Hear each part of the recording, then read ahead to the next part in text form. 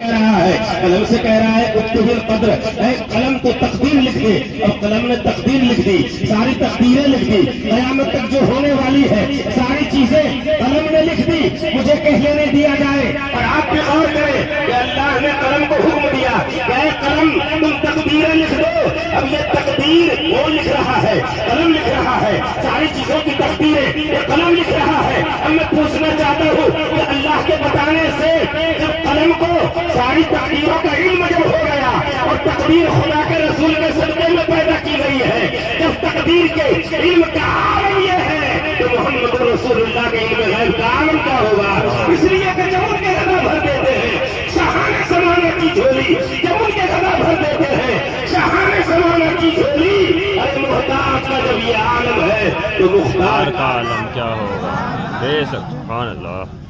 پاک پڑھیے اللہم صلی وسلم علی سیدنا ومولانا محمد مبارک وسلم، صلو علیہ صلاۃ و سلام علیک یا رسول اللہ، صلو علیہ صلاۃ و سلام علیک یا حبیب اللہ،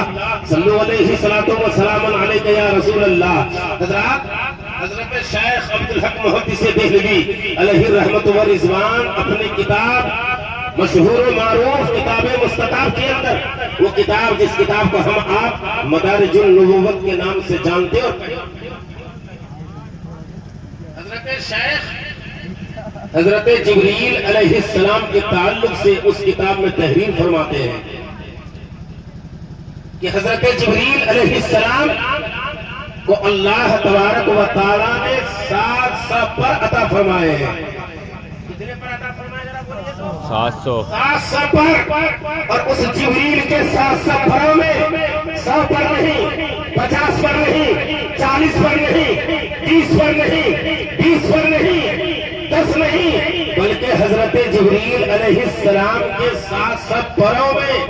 4 پروں کا عالم یہ ہے کہ حضرت جبریل ایک پر کو پچھم میں، ایک پر کو پورن میں، ایک پر کو دکھن میں، ایک پر کو شمال میں، یعنی دائیں بائیں آگے پیچھے 4 پروں کو حضرت جبریل پھیلا دے تو حضرت جبریل کے 4 پروں میں یہ ساری کائنات چھپتی ہوئی نظر آئے گی، ڈھکتی ہوئی نظر آئے گی۔ ارے جب جبریل کے 4 پروں کا عالم یہ ہے تو اس جبریل علیہ السلام کے 400 پروں کا عالم کیا ہوگا؟ اور جس جبریل کے 400 پروں کا عالم یہ ہے تو خود جبریل کی ذات کا عالم کیا ہوگا؟ اور وہ جبریل اللہ کے پیغمبر صلی اللہ علیہ وسلم کی بارگاہ میں ایک خادمانہ کے حیثیت سے آتے ہیں تو سید الملائکہ کا مقام و ادب، مقام و مرتبہ کا یہ عالم ہے تو جناب محمد رسول اللہ کے مقام و ادب کا احترام کیا ہوگا؟ حضرت شیخ لکھتے ہیں کہ حضرت جبریل علیہ السلام حضرت عیسیٰ علیہ السلام کی بارگاہ میں